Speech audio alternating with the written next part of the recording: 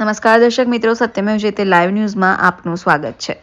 Vadodara bullet train પ્રોજેક્ટના Hydra machine ચાલક સહિત 7 ડ્રાઈવરોની ડીઝલ ચોરી કૌભાંડમાં પોલીસે મુદ્દામાલ સાથે ધરપકડ કરી છે।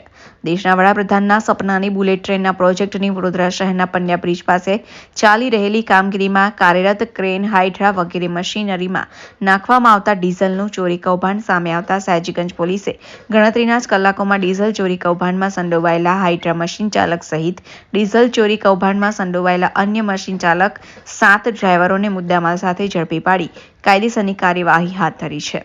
અમદાવાદ મુંબઈ વચ્ચે દોડનારી બુલેટ ટ્રેનની કામગીરી હાલ પૂરજોશમાં ચાલી રહી છે।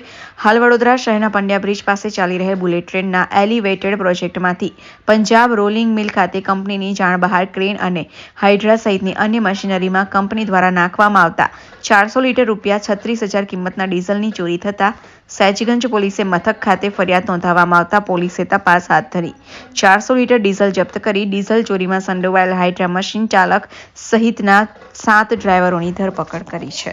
રિપોર્ટર સની સિંધે, સત્યમેવ જયતે લાઈવ ન્યૂઝ, વડોદરા।